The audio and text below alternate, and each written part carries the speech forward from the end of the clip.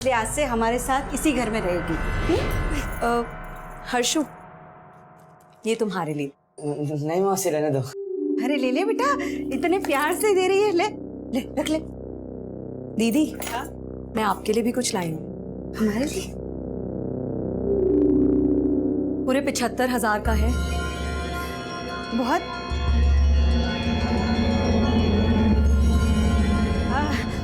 तुम ना फ्रेश हो जाओ ना, चलो मैं तुम्हें बाथरूम ले चलती हूँ, आओ।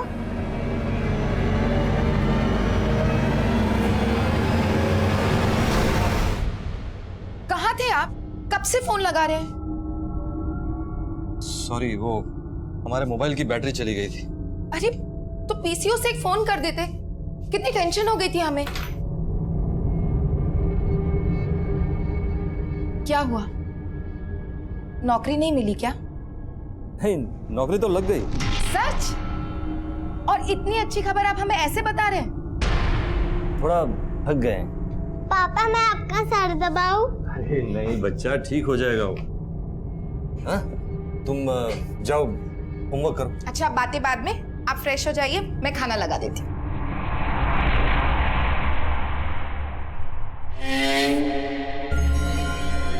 क्या बात है हर्षु, बड़ी जोर शोर से पढ़ाई हो रही है।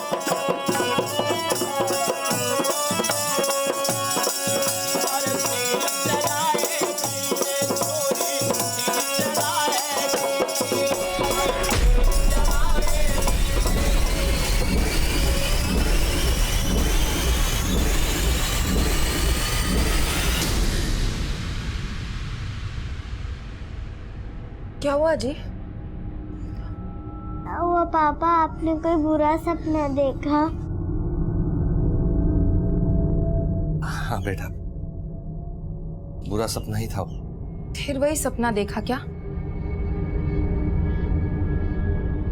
आप बताते क्यों नहीं? ऐसा क्या देखते हैं आप सपने में बार बार?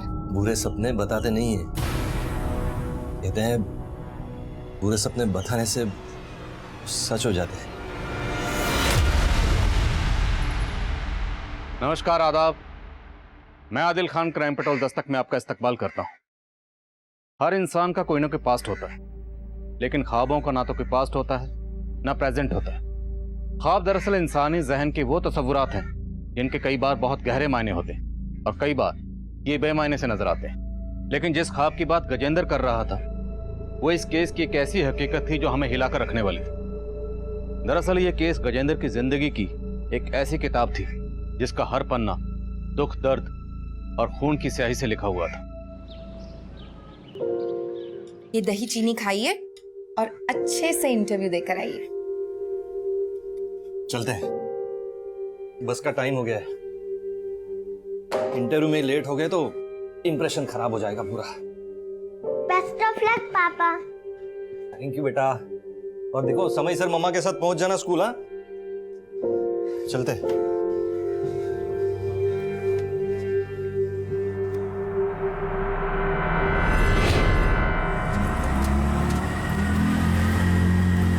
बस बस बस दादा।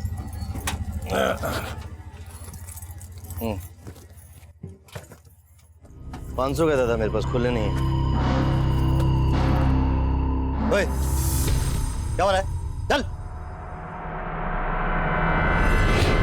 अरे आप लोग आ गए, आओ, आइए आइए, आ जाओ। कैसी हो दीदी? हम ठीक है, आओ ना, अंदर आओ।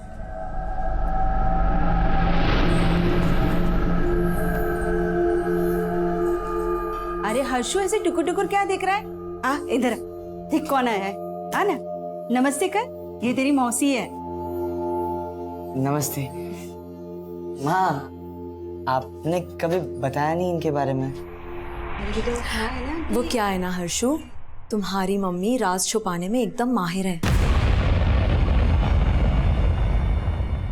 कैसे राज? अरे बेटा कुछ नहीं, इसे जरा मजाक करने की आदत है। इस शहर में इसकी नौकरी लगी है और वो नौकरी तेरे पापा ने ही लगाई है, इसलिए आज से हमारे साथ इसी घर में रहेगी। हर्षु, ये तुम्हारे लिए। नहीं मौसी, रहने दो। अरे ले ले बेटा, इतने प्यार से दे रही है, ले ले रख ले। दीदी, मैं आपके लिए भी कुछ लाई हूँ। हमारे लिए पूरे 75,000 का है। बहुत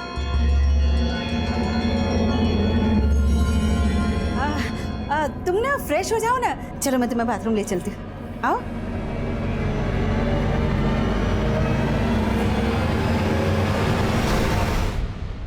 कहाँ थे आप? कब से फोन लगा रहे हैं? सॉरी, वो हमारे मोबाइल की बैटरी चली गई थी। अरे तो पीसीओ से एक फोन कर देते, कितनी टेंशन हो गई थी हमें। क्या हुआ, नौकरी नहीं मिली क्या? नहीं, नौकरी तो लग गई। सच? और इतनी अच्छी खबर आप हमें ऐसे बता रहे हैं? थोड़ा थक गए। पापा मैं आपका सर दबाऊं? अरे नहीं बच्चा, ठीक हो जाएगा वो। हाँ, तुम जाओ होमवर्क करो। अच्छा, बातें बाद में, आप फ्रेश हो जाइए, मैं खाना लगा देती हूँ।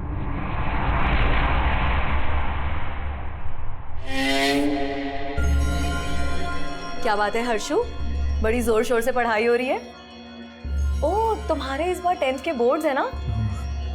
तो क्या सोचा है फिर, क्या लेना है, साइंस की कॉमर्स? आर्ट्स। आर्ट्स? तुम ना बिल्कुल मेरी तरह हो, मैंने भी आर्ट्स ही लिया था, पता है। तो फिर तो आप मुझे ट्यूशंस भी दे सकती है ना? चलो ये ट्यूशन व्यूशन की बातें कल कर लेना, अब सोने का समय हो गया है, चलो। ठीक है माँ, अब आप और मासी ऊपर सो जाइए, मैं पापा का बिस्तर यहाँ लगा दूंगा। अब नहीं बेटा, वो क्या है ना कि तू रात भर पढ़ाई करेगा तो तेरे पापा को डिस्टर्ब होगा ना। हाँ, तो हम तीनों एक ही कमरे में सो जाते हैं ना, मैं और तेरी मासी बेड पर सो जाएंगे और तेरे पापा नीचे चटाई बिछा के सोएंगे। जी क्यों, ठीक है ना? हाँ ठीक है, तो पढ़ाई कर, चल।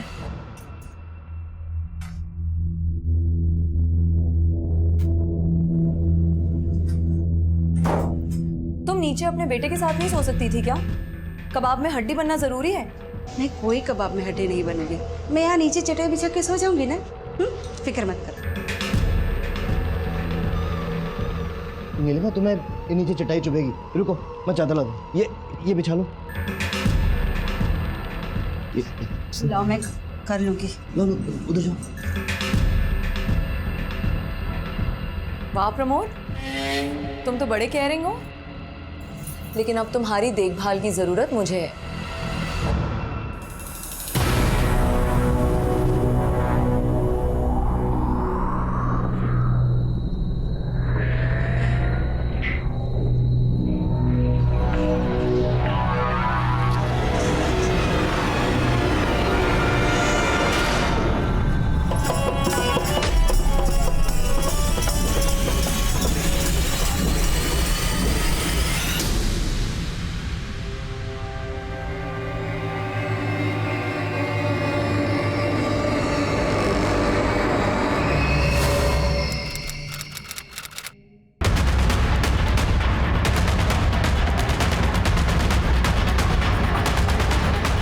ब्रूटल मर्डर,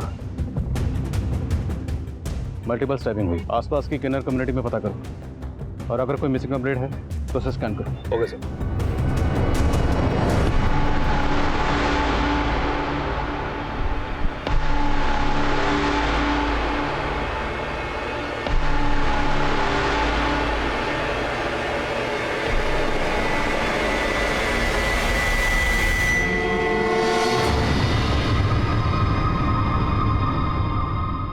मम्मी पापा का फोन लगा?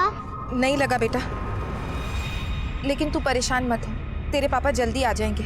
आप रात से यही कह रहे हो, पापा कब आएंगे? आ जाएंगे बेटा, आ जाएंगे। सर, सर जो लाश हमें जंगल में मिली थी वो किन्नर की नहीं थी सर, वो लाश एक आदमी की थी। आदमी? तो फिर औरत के भेस का क्या चक्कर हो सकता है? सर एक मिसिंग कंप्लेंट फाइल हुई थी इस गजेंद्र नाम के आदमी की। सर गजेंद्र की शक्ल उस लाश से मिलती है जो हमें जंगल में मिली थी। इसकी मिसिंग कंप्लेंट इसकी वाइफ ने दर्ज करवाई थी।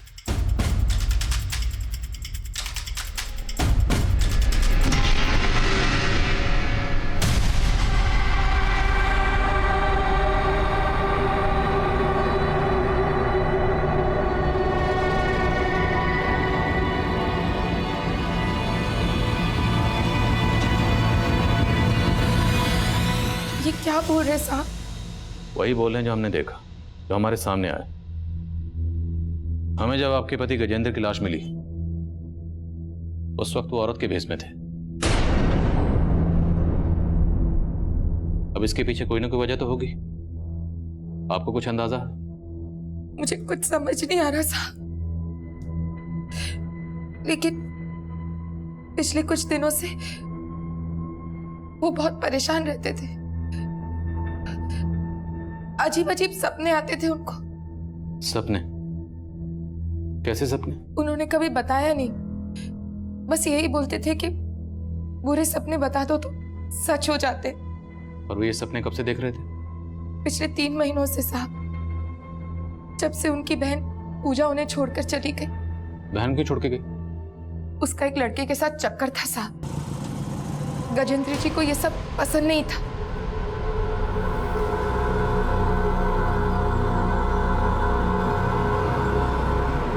पूजा, हमने कहा था ना तुझे उस लड़के से दूर रहने के लिए। ठीक नहीं है वो लड़का। अच्छे बुरे की पहचान है मुझे, और प्लीज अब आप मेरी लाइफ में इंटरफेयर मत क्या कीजिए। क्यों ना करें? देख पूजा, अपनी जिंदगी बर्बाद नहीं करने देंगे तुझे हम। आइंदा अगर उस लड़के से मिली ना तो देख लेना तू। शादी करने वाली हूँ मैं भैया उससे, आप तो करवाएंगे नहीं, इसलिए बेहतर होगा कि आप मुझे मेरा हिस्सा दे दीजिए। वो तो पूजा को समझाना चाहते थे, लेकिन पूजा 3 महीने पहले हमारी सारी जमा पूंजी, गहने सब चोरी करके भाग गई उस लड़के के साथ। वो लड़का कौन था जिसके साथ वो भागी? उस लड़के को मैं नहीं जानती साहब, लेकिन मुझे शक है पूजा ने ही मारा है गजेंद्र जी को, ताकि उनके घर पे भी अपना हक जमा सके। आप पता कीजिए उसका साहब। वो तो हम पता करेंगे, हमारा काम है। आपने गजेंद्र जी को आखिरी बार कब देखा था? कल सुबह ऑफिस के लिए निकले थे। कहाँ काम करते थे? दिनशॉर कंपनी में सेल्स एग्जीक्यूटिव थे। सर, गजेंद्र की बीवी ने गजेंद्र की बहन पर शक जताया, लेकिन गजेंद्र की लाश औरत के भेष में मिलने की कहानी को समझ में नहीं आ रही। गजेंद्र की बीवी ने बताया कि उस दिन ये ऑफिस गया और रात को घर पर नहीं आया। हो सकता है ऑफिस में कुछ हुआ हो, किसी ने ह्यूमिलेट किया। ऑफिस में पता कर। और गजेंद्र की बहन पूजा, उसके कॉल रिकॉर्ड्स निकलो, शायद उससे कुछ पता चले कि गजेंद्र की बहन पूजा इस वक्त कहाँ हो सकती है। Okay sir.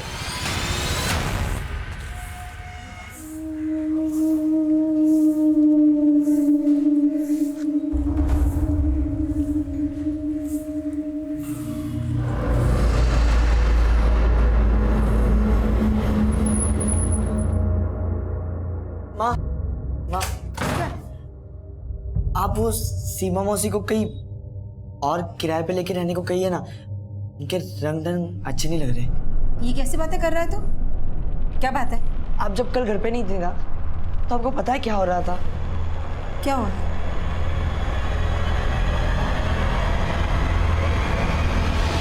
अरे हर्षु, तू ये सब क्या सोच रहा है बेटा? हाँ, अरे जीजा साली है, जीजा साली में ऐसी मस्ती होती रहती है। और तू क्या कर रहा है?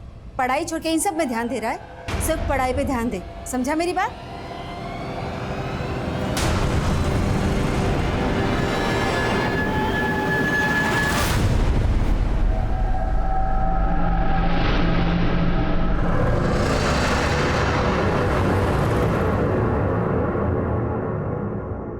हमें इस गजेंद्र के बारे में बात करनी, जो आपके यहाँ पे सेल्स एग्जीक्यूटिव का काम करता था। नहीं सर, ये हमारे यहाँ प्यून था। क्या? यस सर, गजेंद्र यहाँ प्यून था। 1 महीने पहले वो यहाँ सेल्स एग्जीक्यूटिव जॉब के इंटरव्यू के लिए आया था, लेकिन तब तक वो जॉब हम किसी और को दे चुके थे। सर देखिए, मैंने आपसे कहा ना। नहीं सर, ये जॉब नहीं, वो आपने बाहर लगाया ना प्यून वाला जॉब, सर वही दे दीजिए सर। काम की बहुत जरूरत है सर वो ग्रेजुएट था, फिर भी वो प्यून की नौकरी करने के लिए तैयार था। उसकी मजबूरी देखकर मुझे उस पर तरस आ गया और 1 महीने पहले ही मैंने उसको प्यून की नौकरी दे दी। परसों वो जॉब पर आया? हाँ सर, आया था, लेकिन वो हाफ डे लेकर चला गया था। हाफ डे क्यों चाहिए था? उसने कुछ बताया? क्या काम है, कहाँ जाना है? बताया तो नहीं था, लेकिन आए दिन वो हाफ डे की छुट्टी मांग लेता था। सर प्लीज, बहुत जरूरी काम है। तुम्हें आए दिन जरूरी काम होता है? आज आखिरी बार जाने दे रहा हूँ। दोबारा हाफ डे मांगा ना तो घर पर ही रहना, वापस काम पर मत आना। उसी रात हमें गजेंद्र की लाश मिली, और जब हमें उसकी लाश मिली वो औरत के भेष में था। औरत के भेष में? जी। गजेंद्र की आपके ऑफिस में किसी से कोई झगड़ा, कोई लड़ाई? नहीं, ऐसे तो कुछ नहीं था, लेकिन वो आदमी बहुत जुगाड़ू था। मतलब कहने के लिए तो वो प्यून था, लेकिन वो ऊपर से भी पैसे कमाता था। कैसे? वो यहाँ काम कम और फेस रीडिंग ज़्यादा करता था। आसपास के ऑफिस वाले भी अपना चेहरा लेकर उसके सामने खड़े हो जाते थे। वो फेस रीड करके उनके प्रॉब्लम्स का सॉल्यूशन बताता था और उसके बदले में दक्षिणा लेता था। क्या पता सर, ऐसे ही क्लाइंट्स उसके बाहर भी हो और वो हाफ डे लेकर उन्हीं से मिलने जाता होगा। गजेंद्र ने जिस डेट को हाफ डे लिया था, मुझे इनकी डिटेल चाहिए। Okay sir.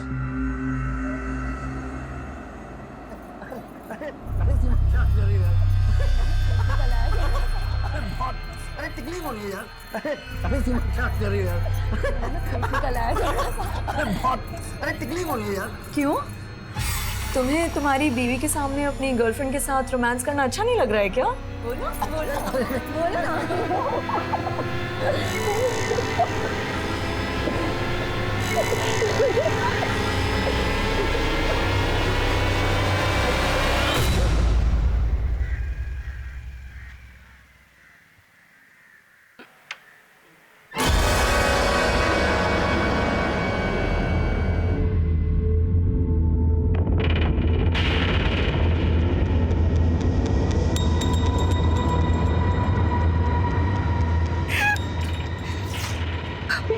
भाभी ये सब कैसे हो गया भैया के साथ?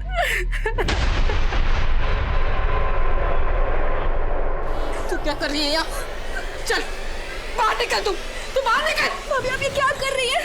अपने भाई को मार डाला, अब ये नौटंकी करने आ गई। अब क्या मुझे और रितु को भी मारना चाहती है तू? भाभी आप गलत समझ रही हैं। मुझे भैया के बारे में पता चला, आपसे मिलने आ गई। मैं गलत समझ रही हूँ? रुक जा, तू बताती हूँ तुझे। अभी क्या कर रही है आप? ये है मेरे पति के हत्यारा। बुला पुलिस को, बुला पुलिस को। अंदर चलो यहाँ से। सर मैंने गजेंद्र की बहन पूजा के कॉल रिकॉर्ड चेक किए। सर 3 महीने पहले जब पूजा का फोन बंद हुआ तो पूजा के फोन से एक दीपक नाम के लड़के को बार बार कॉल हो रहे थे। सर ये है वो दीपक। हो सकता है ये लड़का दीपक वही हो जिसके साथ गजेंद्र की बहन पूजा ने भागकर शादी की थी। लेकिन सर गजेंद्र के कॉल रिकॉर्ड में दीपक के ही नाम से रजिस्टर्ड एक और नंबर मिला है जिससे गजेंद्र को पिछले 3 महीने से लगातार कॉल हो रहे थे। और मैंने चेक किया कि गजेंद्र का फोन ऑफिस के बाद अक्सर निगमपुर में एक्टिव रहता था और जिन दिनों गजेंद्र ने ऑफिस से हाफ डे लिया था तब भी उसका फोन निगमपुर में ही ट्रेवल कर रहा था। और सर जिस रात गजेंद्र की हत्या हुई तब भी उसका फोन निगमपुर में ही एक्टिव था। और ये दीपक, इसका नंबर भी निगमपुर में रजिस्टर्ड है? नहीं सर, दीपक का नंबर ज्योति नगर के एड्रेस पर रजिस्टर्ड है। सर गजेंद्र की बहन अभी भी अपने पति के साथ गजेंद्र के घर आई है और सर गजेंद्र की बीवी का उसके साथ काफी झगड़ा हुआ।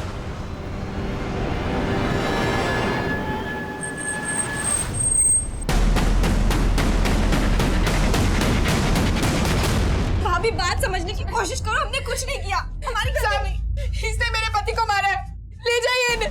सर हम लोगों ने हमने कुछ नहीं सर हमारी बात तो सुनिए। ये ऐसा झूठ बोल रहे थे, इन्होंने मारा ऐसा।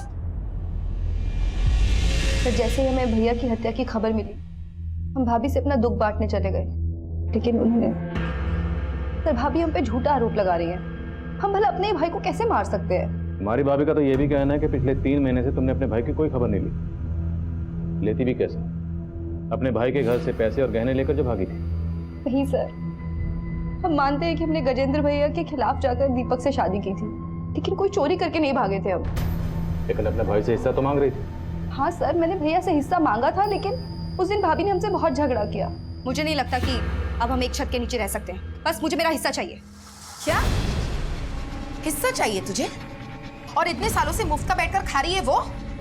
कोई हिस्सा वैसा नहीं मिलेगा। कोई नहीं, तुम्हें इसमें पढ़ने की जरूरत नहीं है। हम बात कर रहे हैं ना पूजा से। और फिर भैया और मैंने प्यार से समझौता कर लिया। सर भैया ने खुद मुझे कुछ पैसे और गहने दिए थे और उन्होंने बोला कि जब घर बिकेगा तो वो बाकी का हिस्सा भी दे देंगे। लेकिन सर उन बातों का गजेंद्र भैया की हत्या से कोई लेना देना नहीं है। तो किन बातों पे लेना देना? और तुम दीपक, पिछले 3 महीने से तुम लगातार गजेंद्र को फोन कर रहे थे। सर मैं गजेंद्र भैया को फोन नहीं करता था। जब हमें तुम्हारे भाई गजेंद्र की लाश मिली उस वक्त वो औरत के भेष में था। ये औरत की भेष का चक्कर क्या है? सर कोई आइडिया नहीं है। सर प्लीज हमने कुछ नहीं किया, प्लीज हमें जाने दीजिए। आप उनकी बातों का भरोसा मत कीजिए सर। जरूर उन दोनों ने मिलकर गजेंद्र जी को मारा है। उनको हम देख लेंगे। लेकिन आप बोल रही थी कि गजेंद्र अपने ऑफिस में सेल्स एग्जीक्यूटिव थे, लेकिन वो तो वहां पर प्यून का काम करते थे। पियून? नहीं साहब, ये कैसे हो सकता है?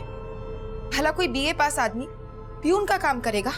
लेकिन हमने कंफर्म किया है, गजेंद्र अपने ऑफिस में प्यून ही थे, और उनके ऑफिस से ये भी पता चला है कि वो वहाँ लोगों की फेस रीडिंग करके उनसे दक्षिणा मांगते थे। क्या वो भूत भविष्य बताने का भी काम करते थे? साहब, अगर वो किसी का भूत भविष्य जानते तो क्या अपने दिन में ही सुधार लेते? अच्छा, गजेंद्र अपने ऑफिस से आए दिन हाफ डे की छुट्टी लेते थे और उनका फोन अक्सर निगमपुर में एक्टिव रहता था। निगमपुर में कहाँ जाते होंगे वो? निगमपुर? मुझे इस बारे में कुछ नहीं पता साहब। और आधे दिन की छुट्टी लेकर तो वो कभी घर नहीं आए, उल्टा ओवर टाइम करते थे, रोजाना घर लेट आते थे। उनके ऑफिस वाले झूठ बोल रहे साहब, लेकिन मैं दावे के साथ कह रही हूँ उनकी हत्या पूजा ने ही की है, और उनका औरत के भेष में मिलना ये भी उसी का कोई षड्यंत्र है। ये सब क्या चल रहा है माँ? वो औरत पापा के साथ आपके सामने, माँ ये सब क्या चल रहा है? माँ आप कुछ बोलती क्यों नहीं है माँ? वो औरत हमें ब्लैकमेल कर रही है। ब्लैकमेल? किस बारे में ब्लैकमेल कर रही है माँ? कुछ मत पूछ बेटा, जैसा चल रहा है ना वैसा चल रहे थे। समझ ले, तेरे माँ बाप मजबूर है।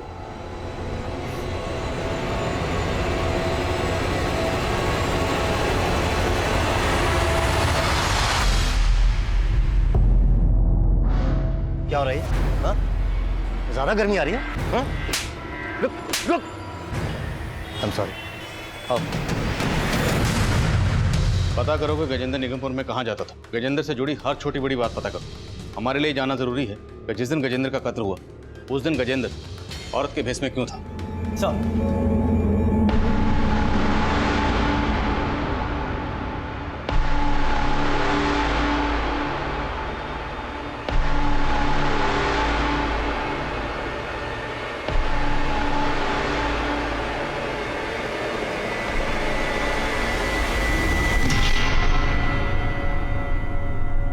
क्या हुआ पूजा? अरे पूजा, तुमसे बात कर रहा हूं मैं। पूजा क्या हुआ? इतनी चुपचाप क्यों हो तुम? और क्या चल रहा है तुम्हारे दिमाग में? हाँ, तुम्हारी भाभी की वजह से पुलिस तुम्हारे साथ साथ मुझ पे भी शक कर रही है, और तुम हो कि भाभी का तो काम है ना शक करना, लेकिन तुम? मेरा क्या? कुछ नहीं। क्या? क्या?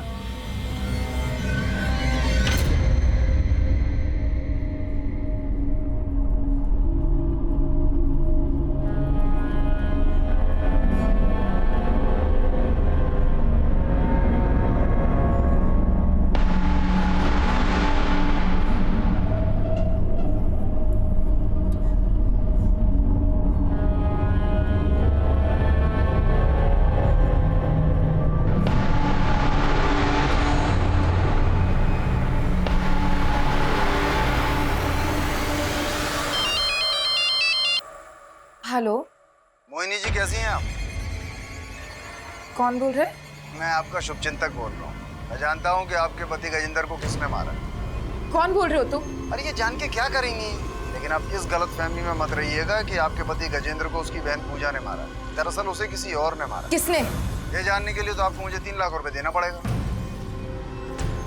गजेंद्र के कातिल का पता बताने के लिए किसी ने आपसे 3 लाख रुपए मांगे? हाँ साहब, मुझे तो लगता है ये पूजा की कोई चाल है। लेकिन जिसने आपको कॉल किया वो कौन हो सकता? पता नहीं साहब। जिस नंबर से आपको कॉल आया वो नंबर दीजिए। हाँ वर्मा। सर, गणेश नगर में जहाँ पूजा का फोन बंद हुआ था, वहाँ एक लड़की की लाश मिलने की खबर मिली।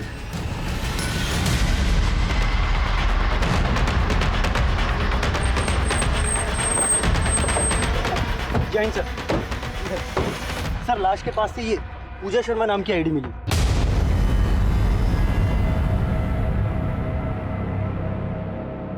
बॉडी का चेहरा बिगाड़ा गया। फिर कहीं ऐसा तो नहीं कि ये लाश पूजा की ना हो, किसी और लड़की की हो? मतलब दीपक और पूजा ने किसी और लड़की को मारकर यहाँ गिरा दिया और फिर पूजा की आईडी इस लाश के पास छोड़ दी। Right sir. और मोहिनी को फोन करवाना भी उनकी कोई नई चाल हो सकती है। सर, मैंने ऐसा कुछ भी नहीं किया, और सर पूजा के साथ इतना कुछ हो गया और आप मुझ पे शक कर रहे हैं? अगर वो लाश वाकई पूजा की है तो ये बता कि पूजा को मारने के बाद उसका चेहरा क्यों लगा? सर मैंने ऐसा कुछ भी नहीं किया है। नामा बंद कर। तूने नहीं किया तो किसने किया? कहीं ऐसा तो नहीं तूने और पूजा ने मिलकर किसी और लड़के को मार दिया? सर मैंने ऐसा कुछ भी नहीं किया है। तो किसने किया? पूजा ने किया? बोल। देख सर मैं आपको सब कुछ सच सच बता रहा हूँ, कुछ भी नहीं छुपाऊंगा सर। बोल। सर ये सच है कि पूजा ने मेरे साथ भाग के शादी की थी और वो पैसे और गहने लेकर आई थी और वो सब कुछ घर से चोरी करके लाई थी। आप पूजा ये इतने सारे पैसे और गहने कहाँ से लाई तुम? ये गहने मेरे भाभी के हैं और ये पैसे मेरे भैया के। उन्होंने तो मुझे मेरा हिस्सा देने से साफ मना कर दिया था ना, तो बस मैं चोरी करके ले आई। चोरी? हाँ। और अभी तो ये शुरुआत है, अभी भैया को मुझे मेरा हिस्सा भी देना पड़ेगा। सर उसके भैया भाभी के लिए पूजा के दिल में जहर भरा था। वो गजेंद्र भैया से पैसे निकलवाने के लिए उन्हें फोन करके ब्लैकमेल करती थी। भैया आपको मुझे अभी 15 लाख और देने हैं। अब अगर आपने मुझे पैसे नहीं दिए ना तो मैं भाभी को बता दूंगी कि आप क्या।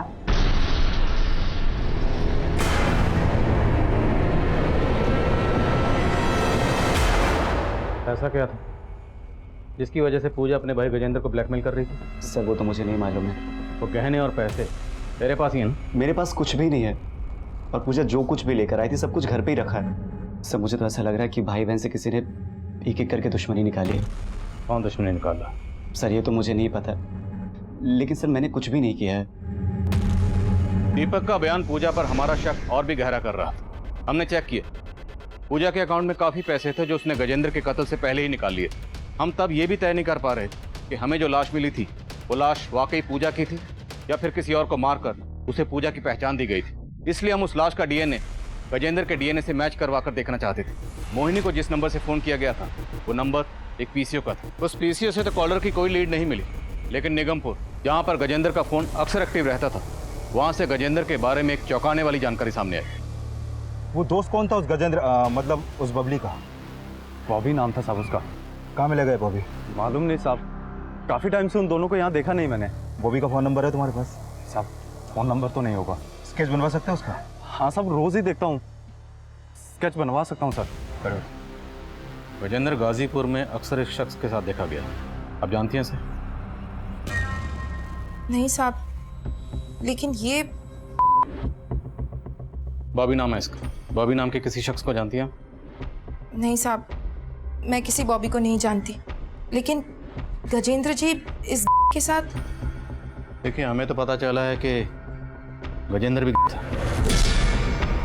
और इस बॉबी के साथ मिलकर निगमपुर में धंधा करता था। ये झूठ है साहब, उन्हें बदनाम करने की कोई साजिश है। हमारी इन्फॉर्मेशन पक्की है, गजेंद्र था और निगमपुर में गजेंद्र को लोग बबली के नाम से जानते थे। हो सकता है आप भी जान गई कि आपका पति है और इसलिए आपने अपने पति। ऐसा आरोप मत लगाइए साहब, आप मुझ पर 10 साल से पति पत्नी थे हम। मैं उन्हें शादी के पहले से जानती थी। गजेंद्र और पूजा कौन से गांव के रहने वाले थे? साहब वो तो यहीं रहते थे, अब उनका गांव कहाँ है वो मुझे नहीं पता।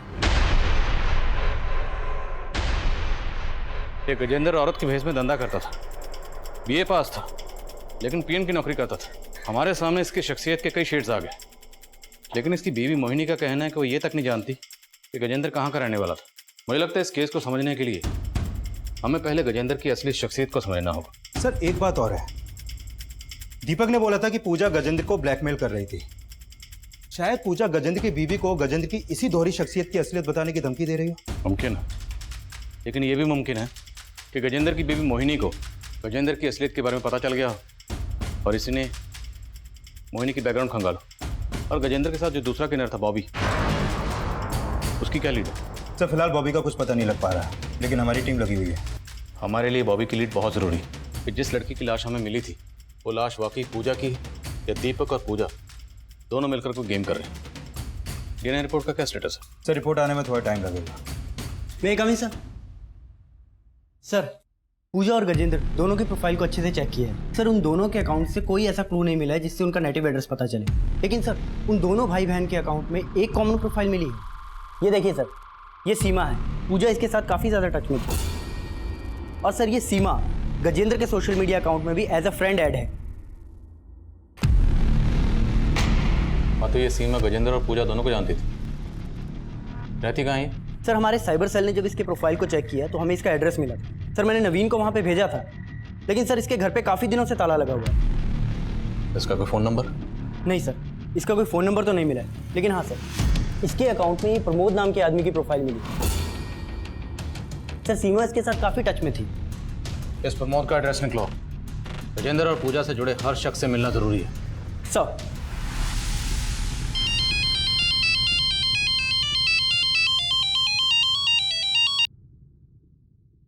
हेलो। कैसी हो मोहिनी जी? मेरे 3 लाख रुपए का इंतजाम कर दिया आपने? 3 लाख?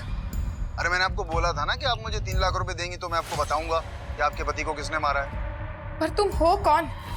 फिर वही सवाल, अपने पति के कातिलों को फांसी नहीं चढ़वाना क्या आपको?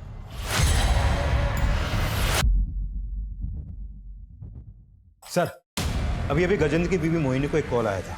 उसका फोन हमारे सर्विलेंस पे था, इसलिए उनके बीच में जो भी बातें हुई हमने रिकॉर्ड कर ली। चलो। ये मोहिनी जी, हमें मालूम है आपको अभी फोन आया था। मुझे भी कुछ समझ में नहीं आ रहा, वो कौन आदमी है जो बार बार फोन करके ये सब बोल रहा है? मोहिनी जी, ये जो कोई भी है आपकी जान पहचान का ही है। हमें जानने वाला? जी। आपको आइडिया है ये कौन हो सकता है? नहीं साहब। कोई बात नहीं, हम पता लगा रहे हैं। सर जिस नंबर से अभी मोहिनी को कॉल आया है वो नंबर एक दूसरे पीसीओ का था। अपने कांस्टेबल को भेजा है वहाँ पर। लगता तो नहीं उस पीसी से कोई लीड मिलेगी, क्योंकि ये जो भी है बहुत शातिर है। हर चाल बहुत सोच समझ के चल रहा है। ये सब गजेंद्र की बीवी मोहिनी की तो कोई चाल नहीं है। देखने में तो सीधी साधी लगती है, बट यू नेवर नो। हो सकता है ये सारे कॉल्स वो खुद ही किसी से करवा रही है ताकि हमें उस पर शक ना हो। देखते हैं। सर सीमा जिस प्रमोद नाम के आदमी के साथ टच में थी उसका हमने सोशल मीडिया अकाउंट से एड्रेस निकाल लिया। गुड।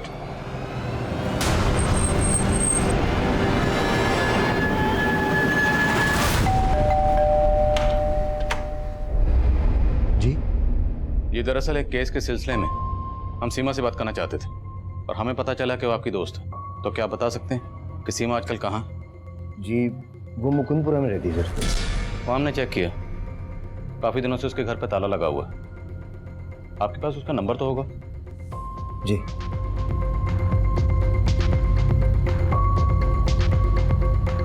स्विच ऑफ है सर। कोई दूसरा नंबर है उसका? नहीं सर। आपको कुछ आइडिया है आजकल कहाँ हो सकती है? नहीं सर, कोई आइडिया नहीं। ये गजेंद्र और ये पूजा, इन दोनों का मर्डर हुआ और सीमा सोशल मीडिया के जरिए इन दोनों के टच में थी। आप जानते हैं? नहीं सर, मैं इन दोनों को नहीं जानता। Thank you. आई थिंक ये जरूर कुछ छुपा रहा है। आस पड़ोस में इसके बारे में सब कुछ पता करो। Okay sir. हाँ शर्मा बोलो। सर गजेंद्र के घर की रजिस्ट्री पेपर से उसके गांव का पता चला है। तो सहारनपुर के उनिया गांव का रहने वाला है। तुरंत वहां जाओ, गजेंद्र और पूजा के बारे में सब कुछ पता करो। Okay sir.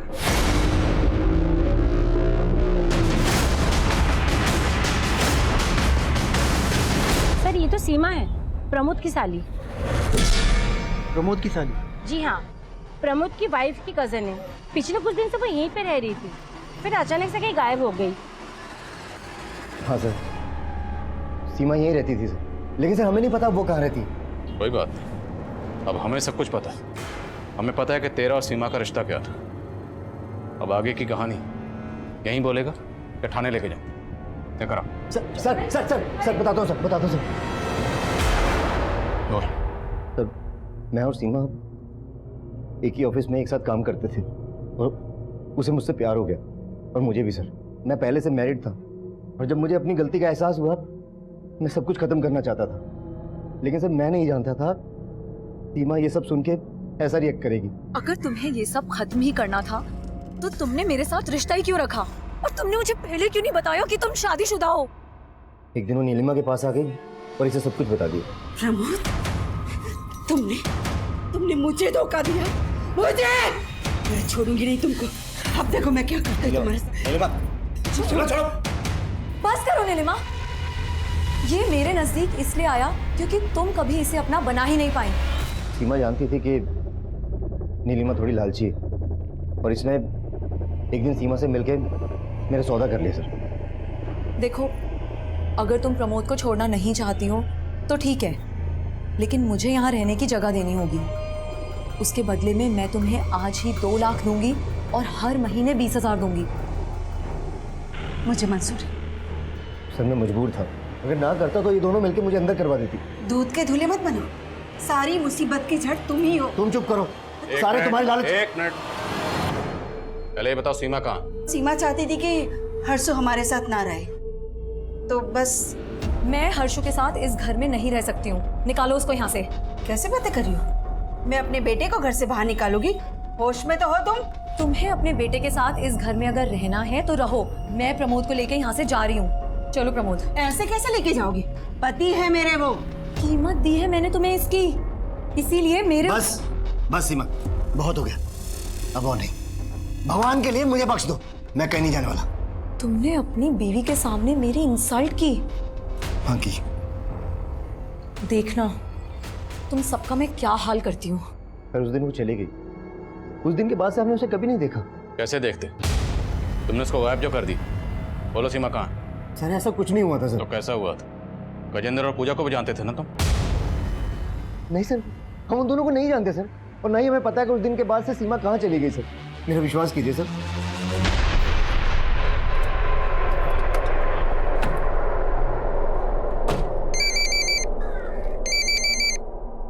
हाँ तिवारी।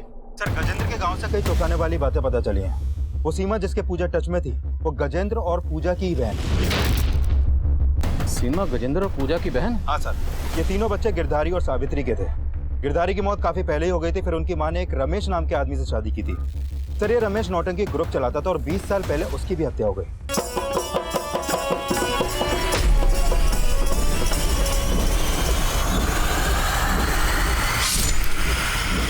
सर ये रमेश गजेंद्र, सीमा और पूजा का सौतेला बाप। लेकिन सर रमेश की पहले से एक बीबी और एक बेटा था। जब रमेश ने गजेंद्र, सीमा और पूजा की मां सावित्री से शादी की तो रमेश के सगे बेटे धनंजय ने रमेश की हत्या कर दी। सर उस समय धनंजय की उम्र सिर्फ 12 साल की थी, इसलिए उसे 3 साल के लिए बाल सुधार गृह भेज दिया गया। और रमेश की हत्या के बाद गजेंद्र, सीमा और पूजा की मां सावित्री अपने परिवार को लेकर शहर आ गई। तिवारी, गजेंद्र की भी मोहिनी, ये 10 साल से गजेंद्र को जानती थी। मोहिनी ने हमें कभी नहीं बताया कि गजेंद्र की पूजा के अलावा भी कोई बहन थी, सीमा नाम की। सर कहीं ऐसा तो नहीं कि सीमा का गजेंद्र और पूजा से कोई झगड़ा हो गया हो, इसलिए वो उनसे अलग हो गई, या फिर सीमा इसलिए गायब हो गई क्योंकि गजेंद्र और पूजा के मर्डर में सीमा का ही हाथ है? इस सीमा के बारे में हमें प्रमोद और उसकी बीवी ने जो बताया, उससे तो यही लगता है कि सीमा का कैरेक्टर सही नहीं था, जिसने एक शादीशुदा और बच्चे के बाप के साथ अपना चक्कर चलाया। तुमने बताया कि धनंजय के बाप रमेश ने भी शादीशुदा होते हुए, एक बच्चे का बाप होते हुए भी एक दूसरी औरत के साथ अपना चक्कर चलाया। शायद इसीलिए धनंजय ने गुस्से में आकर अपने सगे बाप रमेश, यानी कि सीमा के सौतेले बाप रमेश का कत्ल कर दिया। तिवारी, लगता है इन दोनों कहानियों का आपस में कोई ना कोई कनेक्शन जरूर है। धनंजय कहाँ मिलेगा?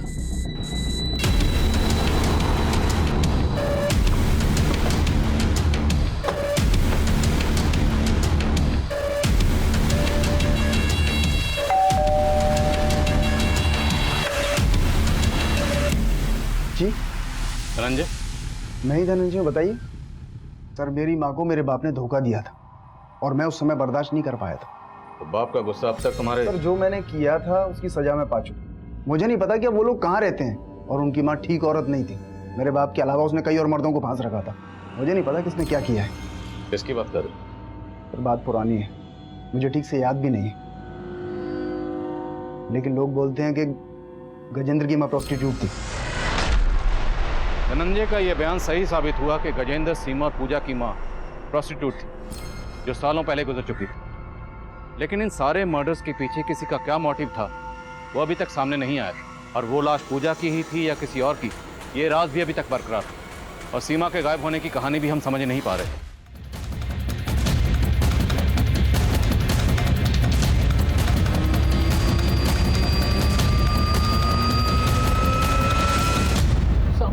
साहब मैं उसको कैसे मार सकता हूँ? बबली मेरा अच्छा दोस्त था साहब। तो दोस्त के मर्डर के बाद भागा क्यों था? तब उसके मर्डर के बारे में सुनने के बाद मैं डर गया था। मुझे लगा कि आप लोग मेरे ऊपर ही शक करोगे, क्योंकि वो मेरे जैसा नहीं था, फिर भी मेरा धंधा करता था सर। कहना क्या चाहता है, साफ साफ बोल। साहब मैं जानता हूँ कि वो बबली नहीं था, वो गजेंद्र था। बहुत बुरा हुआ उसके साथ। उसकी माँ धंधा करती थी, लेकिन वो नहीं चाहती थी कि उसके बच्चे भी उसकी तरह बने। लेकिन किस्मत तो देखो, अपनी बहनों को पालने के लिए गजेंद्र को भी वही काम करना पड़ा जो वो कभी नहीं करना चाहता। लेकिन एक दिन उसकी बड़ी बहन को मालूम पड़ा तो वो गजेंद्र को छोड़ के चली गई। और फिर उसकी ज़िंदगी में मोहिनी भाभी आई। भाभी को मिला तो नहीं, लेकिन गजेंद्र हमेशा बात करता था भाभी के बारे में। आज तक मैं मोहिनी को ये सब नहीं बता पाया कि, लेकिन अब मैं ये सब छोड़कर तो अच्छी सी नौकरी ढूंढ लूंगा। अब गजेंद्र ने काफ़ी साल पहले ये धंधा छोड़ दिया था, लेकिन 3 महीने पहले उसकी छोटी बहन ने भी उसको धोखा दे दिया और उसको ब्लैकमेल करने लगी कि अगर उसने पैसा नहीं दिया तो मोहिनी भाभी को उसकी असलियत के बारे में बता देगी। गजेंद्र को आखिरी बार 16 मार्च को तुम्हारे साथ देखा गया और 16 मार्च की रात को इसका मर्डर हुआ। मर्डर तूने नहीं किया तो किसने किया?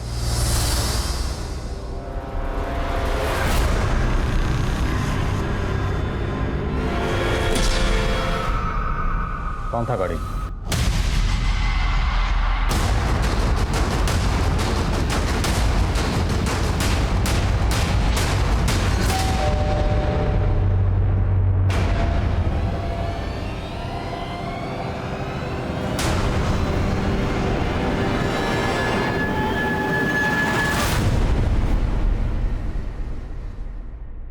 पेपर, तुमने क्या सोचा?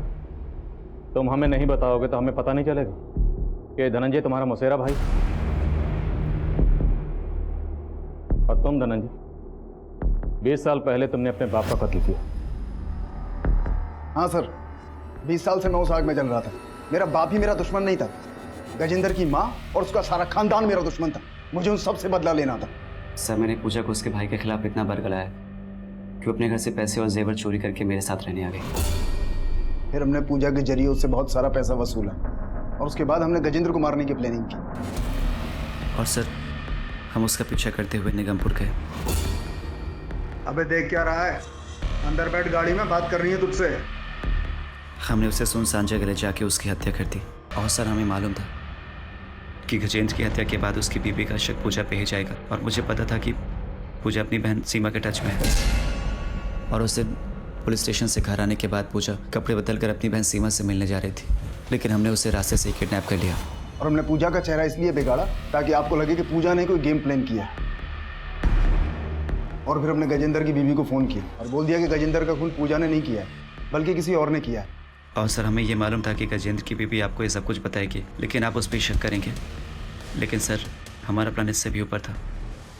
हमने पूजा के बाद सीमा को मारने का प्लान बनाया और हमने सीमा को मार के इस तरीके से गायब किया जिससे आपको ये लगे कि सीमा ही अपने भाई बहन को मार के भाग गई।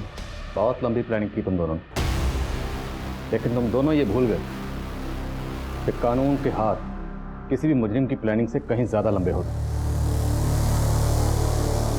दरअसल गजेंद्र की जिंदगी में जुर्म ने उस वक्त दस्तक देना शुरू कर दिया था जब दीपक की शय पर गजेंद्र की बहन पूजा ने उसे ब्लैकमेल करना शुरू किया था।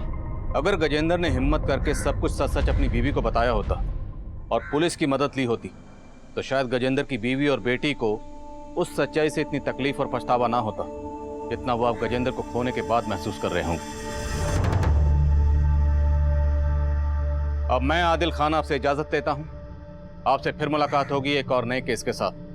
तब तक देखते रहिए क्राइम पेट्रोल दस्तक। मकसद बताना नहीं, बचाना।